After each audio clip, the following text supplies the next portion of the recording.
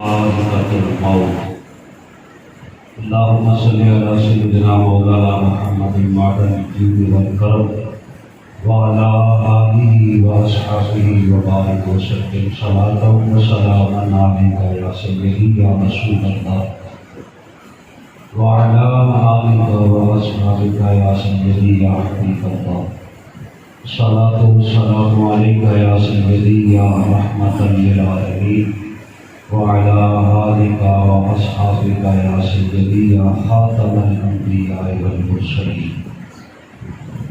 تمام تعریفیں اللہ تعالیٰ مجدہ الکریم کی ذات اقدس کے لائق ہیں جو ساری کائنات کا خالق اور مالک ہے۔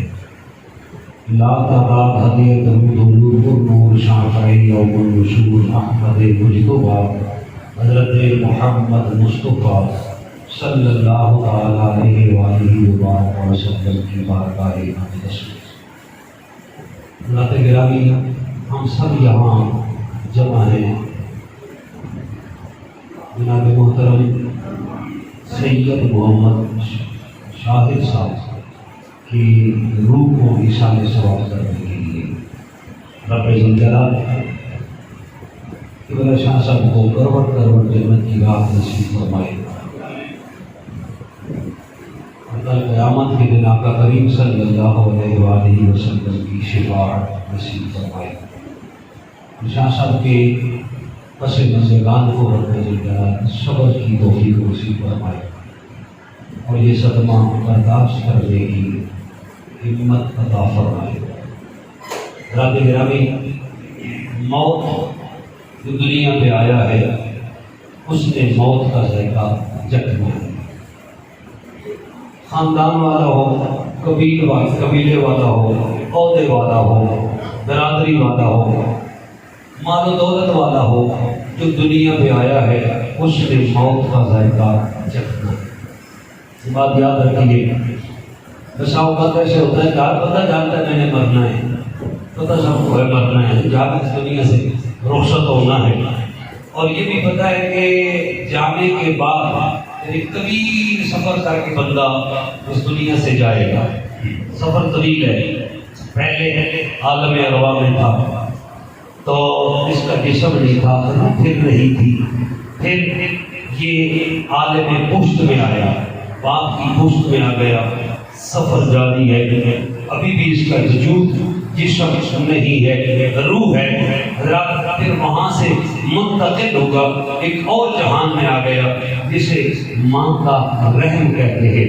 عالم رحم میں جب پہنچا، جہاں کے قانون اور ہے، حضرات اب اس کا جسم بنا، جسم کا ڈھانچہ تیار ہوا، چہرہ، آنکھ، ناک، کان، زبان، ہاتھ، ٹانگیں، پاؤں، سارا وجود اس کا بنا۔ حضرات سارا وجود بننے کے بعد اب اس وجود کو ضرورت ہی خوراک کی رب ذوالجلال نے ماں کے پیٹ کے اندر ایک اس بندے کو ناف کے ذریعے پالنا شروع کیا، غذا عطا کی۔ حضرات عالم ارواح میں تھا، اللہ نے کچھ نہیں کہا۔ عالم پشت میں آیا، اللہ نے کوئی ڈیوٹی نہیں لی۔ ماں کے رحم میں آیا، کوئی ڈیوٹی نہیں لی گئی۔ پھر ماں کی رحم میں اللہ بغیر معاوضے کے، بغیر پیسوں کے پالتا رہا، پالتا رہا، پالتا رہا، پالتا رہا۔ پھر وہاں سے حضرات جسم کے ساتھ اس عالم دنیا میں آیا، دنیا پہ اس کی ولادت ہوئی۔ جب وہ دنیا میں آیا تو حضرات ابھی بھی اسے رب ذوالجلال نے کسی ڈیوٹی کا نہیں کہا کہ میں نے تجھے عالم ارواح میں بھی سنبھال کے رکھا، عالم پشت میں بھی سنبھال کے رکھا، عالم رحم کے اندر بھی سنبھال کے رکھا۔ اب تو عالم دنیا میں آ گیا ہے، اب تو میری ڈیوٹی کچھ نہ کچھ نہیں۔ حضرات گرامی، رب ذوالجلال نے فرمایا لقد خلقنا الانسان فی احسن تقویم۔ اے بندے، ہم نے تجھے کتنا خوبصورت بنایا، کتنا خوبصورت بنایا۔ اگر حضرات اللہ ایک آنکھ بنا دیتا، ایک نہ ہوتی، بندہ کیسے دیکھتا ہے؟ ایک طرف ہی دیکھ رہا ہے، دوسری طرف نظر ہی نہیں آتا۔ اگر اس آنکھ کو سر کے اوپر لگا دیتا پھر بھی مشکل تھی۔ حضرات یہ ناک یہاں نہ ہوتی، کان کو ناک کی جگہ اور ناک کو کان کی جگہ لگا دیا جاتا، تو رب سے پوچھنے والا تھا لیکن خوبصورت انسان نہیں لگنا تھا. جہاں جہاں اس نے خوبصورت جن اعضاء کے ساتھ لگنا تھا اللہ نے وہ اعضاء اس کی جگہ پہ رکھے اور رکھنے کے بعد خوبصورت بنانے کے بعد دنیا پہ بھیجا. دنیا پہ بھیجنے کے بعد کہا میں نے تیرا سر بنایا, سر کے اندر میں نے تیرے دماغ کی ایک مشینری رکھ دی ہے, ایک کمپیوٹر بنا دیا ہے. میں نے تجھ سے کوئی معاوضہ نہیں لیا کہ میں نے اتنی مشکل سے تیرے دماغ کی سیٹنگ کی ہے اور تیرا سر بنایا ہے, تیری آنکھیں بنائی ہے, تیرا چہرہ بنایا ہے, تیری ناک کان بنائے ہیں, تیرا منہ بنایا ہے, تیرے دانت بنائے ہیں, تیری زبان بنائی ہے, تیرے جسم کا ایک ایک حصہ میں نے تیار کیا ہے. یہ پیٹ کے اندر کی مشینری تیار کی ہے, چلنے کا تجھے سلیقہ سکھایا, ٹانگیں دی ہے, اوپر دی ہے, ہاتھ دیے ہیں, ہاتھوں میں گھوڑے بنائے ہیں, ہاتھ تیرے جیسے چاہے انگلیوں کو تو پھیر سکتا ہے, ٹانگوں کو فولڈ کر سکتا ہے, اپنے بازوؤں کو اپنا گھما سکتا ہے. میں نے تجھ سے کچھ نہیں مانگا, کچھ نہیں مانگا, کچھ نہیں مانگا. تو نے دنیا میں اگر کسی سے ایک اینٹ لگوانی ہو بغیر پیسوں کے نہیں لگوا سکتا, تو ایک قدم بھی بغیر پیسوں کے اٹھا نہیں سکتا. کھانے کے لیے بھی تجھے پیسوں کی ضرورت ہوگی, پینے کے لیے بھی تجھے, سونے کے لیے بھی تجھے, پہننے کے لیے بھی تجھے, رہنے کے لیے بھی, ہر مقام پہ تجھے مال کی ضرورت ہوگی. کیوں؟ اس لیے کہ تو نے دنیا والوں سے چاہنا ہے. میں خود تجھے تیار کر رہا ہوں. والذی یصورکم فی الارحام کیف یشاء, وہ ذات جس نے ماں کے اندر, ماں کے پیٹ کے اندر تیری تصویر بنائی ہے. کیسی تصویر بنائی ہے؟ کوئی کسر اس نے چھوڑی نہیں ہے. مجھے خوبصورت بنانے میں بنشادم مشبتیں ایک زبان دی ہے. اگر زبانیں دو ہو جاتی بندہ بول بھی نہ سکتا, کھا پی نہ سکتا, ایک زبان دوسری کے ساتھ جھگڑا کرتی. بنشادم مشبتیں, ہم نے زبان تجھے ایک دی ہے, بولنے کے لیے تجھے ہونٹ دو دیے ہیں, ایک نہیں دیا. جہاں دو کی ضرورت ہے دو دیے ہیں, جہاں ایک کی ضرورت ہے ایک دیا ہے. انسان دنیا پہ آیا, ابھی بھی ہم نے نہیں کہا کہ ہماری کو ڈیوٹی کر, کیونکہ ہم تجھے پڑھ رہے ہیں. گالے ہی نہیں کہ تو چل نہیں سکتا تھا, بول نہیں سکتا تھا, تیرے منہ کے اندر دانت نہیں تھے, تو تو کھا بھی نہیں سکتا تھا, تو اٹھ بھی نہیں سکتا تھا, کروٹ بھی نہیں بدل سکتا تھا, تو کپڑے بھی نہیں پہن سکتا تھا. بندہ دنیا پہ آیا ہے, اور تو تیرے نوکر, تیرے ملازم, تیری خدمت کرنے والے, تیرے ماں باپ, بہن بھائی, تیرے رشتہ دار, عزیز و اقربا کس نے لگائے ہیں تیری ڈیوٹی پر. اس کی ڈیوٹی کرو, اس کی ڈیوٹی کرو. یہ میرا بندہ ہے, یہ میرا شاہکار ہے, اس کو پالو, اس کو پالو. حضرات رب ذوالجلال نے کوئی ڈیوٹی نہیں دی ابھی بھی. منہ میں دانت نہیں ہے, چل نہیں سکتا, ڈیوٹی نہیں ہے. حضرات پڑھتے پڑھتے پڑھتے پڑھتے رب ذوالجلال نے 15 سال تک کہا پھلتا رہے. ہاں تجھے کوئی پوچھا نہیں جائے گا, تجھے پوچھا نہیں جائے گا, بہن تجھے پوچھا نہیں جائے گا. کیوں؟ اس لیے کہ ہم تجھے فرما کر رہے ہیں, پہلوان بنا رہے ہیں, تجھے طاقت دے رہے ہیں. جب تجھے ہمت طاقت آ جائے. حضرات 15 سال کے بعد اللہ فرماتا ہے بندے ذرا غور کر, اپنے پیچھے مڑ کے دیکھ, اپنے ماضی کو ذرا سامنے توڑا. عالم ارواح میں تجھے کون پالتا رہا, کون سنبھالتا رہا, پھر عالم پشت میں کون تیری حفاظت کرتا رہا, عالم رحم کے اندر تجھے کون پالتا رہا. دنیا میں جو آیا 15 سال تو نے گزار دیے, پتا تجھے کون پالتا رہا, کون پالتا رہا, کون پالتا رہا. اگر بندہ کہے میرے ماں باپ کی طاقت ہے, میرے ماں باپ کا کمال ہے, انہوں نے مجھے پالا, حضرات یہ غلط ہے. ماں باپ کون ہو سکتے ہیں؟ اللہ کی عزت اور اللہ کی اجازت کے بغیر پالنے والے. بندہ کہے میں اپنی مرضی سے پلتا رہا, ایسے ہو سکتا ہے کہ تیری تو آنکھ میں درد ہو, تو اٹھ نہیں سکتا, تیرے تو پاؤں میں کانٹا چبھ جائے, تو چل نہیں سکتا, تو اتنا ناکارہ ہے کہ تو بڑا پہلوان کب بنے گا. نہیں نہیں, تیری پہلوانی اللہ کے سامنے کچھ نہیں ہے. کہا بندے 15 سال میں نے تجھے پالا ہے, اب میری ڈیوٹی کی طرف آ. لمبی چوڑی ڈیوٹی تجھے نہیں دوں گا, لمبی چوڑی ڈیوٹی نہیں ہے. کہا تو نے کیا کرنا ہے؟ 5 وقت کی نماز پڑھنی ہے. اب 5 وقت کی نماز پڑھنی ہے, 5 وقت کی نماز پڑھ. اب یہ نماز تجھ پہ فرض ہے, سال میں 1 مہینے کے روزے تجھ پہ فرض ہے. اگر صاحب نصاب ہو گیا ہے زکات دیا کر. اب یہ فرائض 15 سال کے بعد اب یہ فرائض تجھ پہ آئے ہیں, یہ فرض ادا کیے جا, یہ فرض ادا کیے جا. اور میرا خوف دل میں بٹھا کے اپنی زندگی بسر کرتا جا.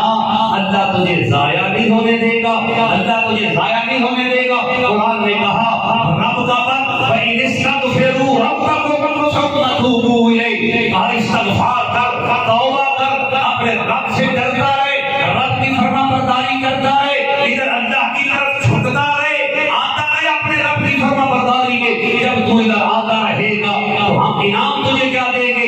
یہ نہیں ہے کہ تو نماز پڑھ رہا ہے تو ہم تجھے بڑا اجلا تو ہم پہ احسان کر رہا ہے، کہا نہیں نہیں نہیں نہیں نہیں نہیں، تو نے تو ایک لمحے کا بھی ہمارا حق ادا نہیں کیا، جہاں جہاں ہم نے تجھے رکھا۔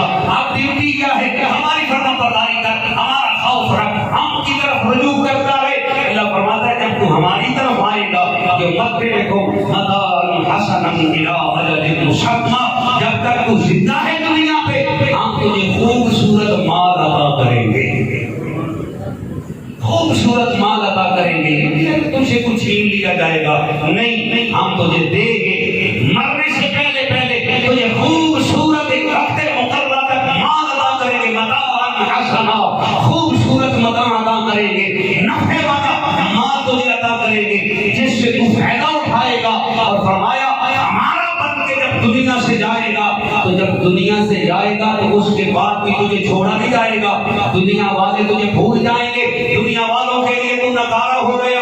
حضرات دیکھ لو، باپ فوت ہو، ماں فوت ہو، میں اکیلا ہی اٹھا کے ان کو قبرستان تک لے جا سکتا ہوں، لیکن نہیں، حضرات اللہ فرماتا ہے نہیں، میرے بندے کو پہلے غسل دو، پھر اسے اعلیٰ لباس پہناؤ، پھر ایک بندہ نہیں، اس نے چار پائی پہ رکھو، چار بندے اس کی چار پائی کو بندہ دے۔ حضرات وہ ہمارے لیے قید ہو گیا، ہمارے کسی کام کا نہیں ہے، ہم ایک گھنٹہ اسے اپنے گھر میں رکھنے کے لیے تیار نہیں ہے، ایک گھنٹہ بھی رکھنے کے لیے تیار نہیں ہے۔ ہم نے تو یہاں تک دیکھا جہاں ابا جی کی موت ہوئی ہے، جہاں امی جی کی موت ہوئی ہے، جہاں بھائی فوت ہوا ہے، جہاں بیٹا فوت ہوا ہے، جہاں گھر والے فوت ہوئے ہیں، ہم نے دیکھا اس کمرے میں حضرات کئی دن گھر والوں کو ڈر آتا ہے، لوگ ڈرتے ہیں، بچے سوتے نہیں ہیں، اس چارپائی پہ جس چارپائی پہ ابا جی کی روح نکلی تھی وہاں سونے کے لیے وہ تیار نہیں، کیا وجہ ہے؟ ڈر آتا ہے۔ وہ رومی کشمیر میاں محمد بخش رحمۃ اللہ علیہ، حضرات صوفیاء کا انداز ہے سمجھانے کا، انہوں نے بڑے بڑے کی بات کی، کہا بندے اس دنیا میں آ کے اپنے رب کو بھول گیا، دنیا سے پیار کر بیٹھا، یہ دنیا تیرے کام کی نہیں ہے، تیرے جسم سے روح نکلے گی، یہ سارے بیگانے ہو جائیں گے، مجھے کوئی ساتھ رکھنے کے لیے تیار نہیں ہوگا، تیرے ساتھ ٹھہرنے کے لیے تیار نہیں ہوگا۔ سب سے گہرا رشتہ دنیا میں ماں باپ کا، پھر بیوی بچوں کا ہوتا ہے، مرنے کے بعد کوئی ٹھہرتا ہے پاس نہیں، لوگوں کو ڈر آتا ہے۔ میاں صاحب فرماتے ہیں بندے تیری زندگی کی حقیقت اتنی ہے کہ روح نکلی کہ تم مریدہ ہو کہ ہر کوئی کہتی درگاہ،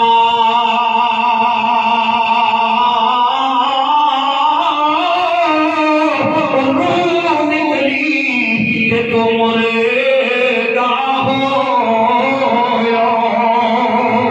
کہ ہر کوئی کہتی درگاہ،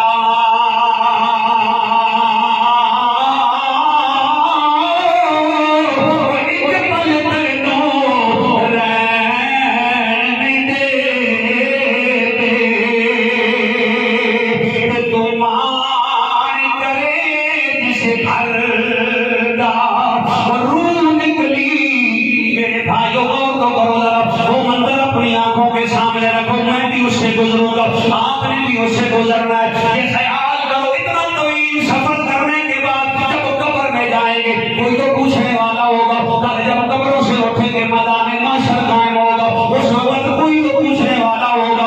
حضرات میاں صاحب کہتے ہیں بندے دنیا میں تو دل لگا کے بیٹھ گئے اور یہ دنیا والے تیرے ساتھ وفا کرنے والے نہیں ہے۔ اللہ تیرا بھی میں نے دیکھا ایک نوجوان اتفاق اسپتال کے اندر ماں کی گود میں شادہ کے لے جائے، ماں بڑا پیار کرتی ہے، ماں اس کا سارا اپنے گود میں رکھ کے اس کے بالوں میں پیار بھری انگلیاں پھیرتی ہے، اس کی پیشانی کو بوسہ دیتی ہے، لیکن رات موت آ گئی، ماں کی گود سے بچہ بچھڑ گیا، روح نکل گئی، ماں رو کے کہتی ہے کاش میرے بیٹے آج میری ہمت ہوتی میں تجھے روک سکتی لیکن میں روک نہیں سکتی۔ اللہ نے کہا بھی کوئی ماں بیگانی ہو گئی، روح نکلی کہ تم مریدہ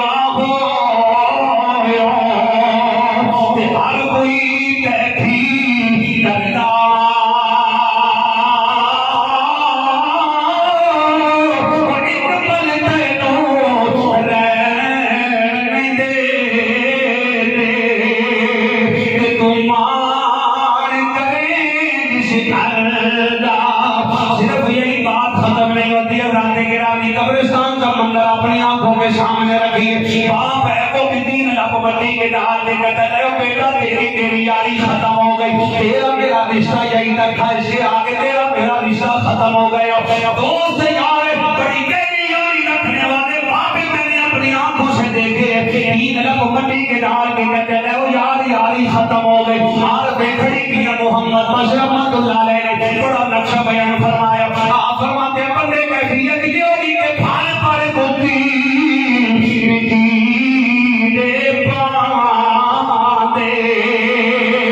کرتے تیری چہرہ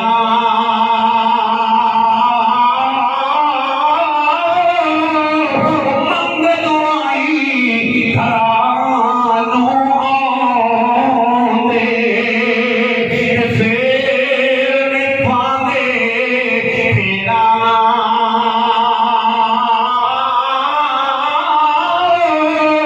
میت پر پھر کیفیت کیا ہوتی ہے جب سارے چھوڑ کے آ جاتے ہیں۔ حضرت گرامی کہنے والا سنیے ذرا عارف رومی کی زبان کہنے والا کہتا ہے کیفیت اس وقت یہ ہوگی کہ تم گئے مینوں گلے چھٹی کے پاگے بچی فکراں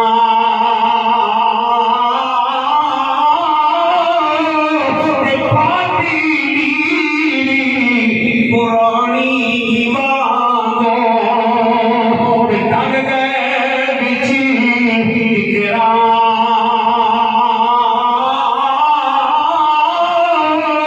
کہنا پڑے گا نا میرے بھائیو سدا نہ باغی وہ بلبل بولے سدا نہ باغ بہارا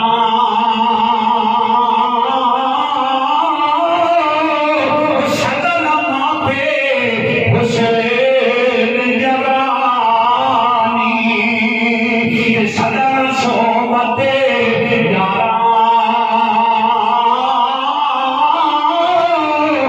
کسی نال وفا نہیں کی اس دنیا پہ اعتباری رکھے کسی دے پیر نہیں لگے سب ٹر گئے پارو پاری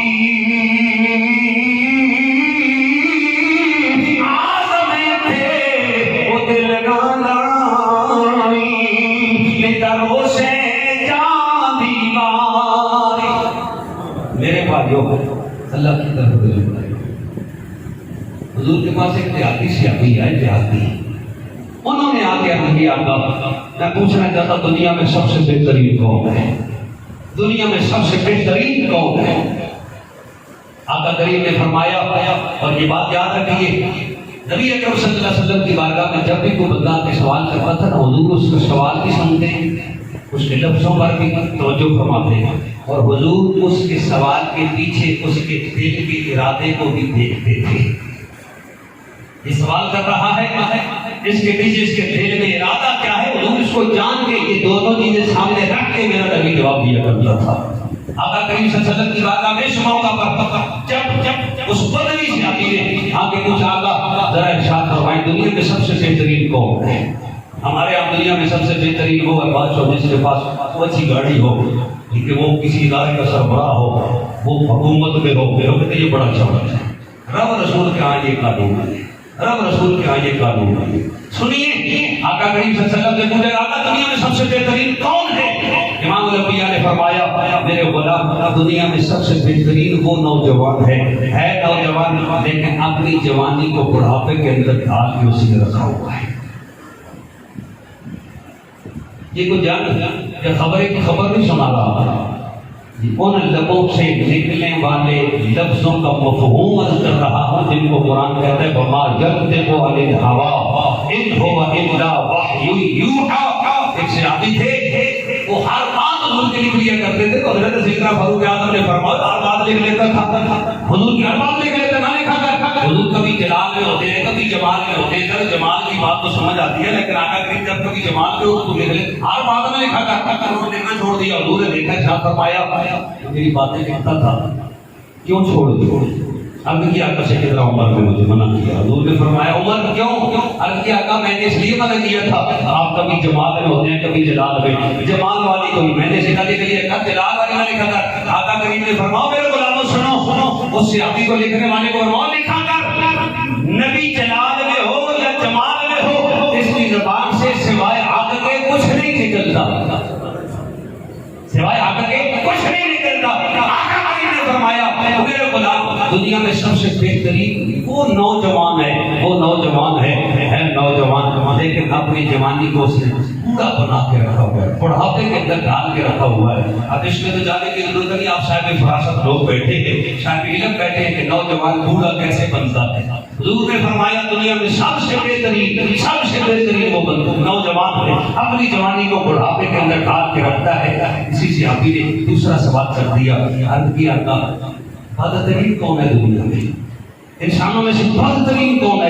آقا کریم نے فرمایا بدترین وہ بوڑھا ہے منہ میں دانت نہیں ہے، چہرے پہ جھریاں پڑ گئی ہیں، کمر جھک گئی ہے، بینائی سانس نہیں دے رہی، منہ میں دانت نہیں ہے، اب وہ بدترین بوڑھا ہے بوڑھا لیکن اپنے بڑھاپے کو جوان بنا کے رکھا ہوا ہے۔ ہمارے ہاں ایک بزرگ ہوا کرتے تھے، اللہ تعالیٰ ان کی بخشش فرمائے، اللہ تعالیٰ ان کو فردوس بالا میں اعلیٰ مقام نصیب فرمائے۔ بوڑھے تھے منہ میں دانت نہیں ہے تو ہر روز وہ تازہ نوجوان بن کے آتے، تو میں نے ایک دن کہا بابا جی اب آپ کی آدھی ٹانگیں نہیں ساری ٹانگیں بلکہ ٹانگوں کے اوپر آپ نہ تک قبر میں چلے گئے، کسی وقت بھی بلاوا آ سکتا ہے، اپنے آپ کو بدل لو، اپنے آپ کو بدل لو، اپنے آپ کو بدل لو۔ وہ کہنے لگا جی دنیا نہیں رہ دیتی، میں نے کہا دنیا کو نہ دیکھو اپنے اللہ کو دیکھو، دنیا تو کسی عالم میں نہیں خوش ہوگی، اپنے اللہ کو راضی کرو۔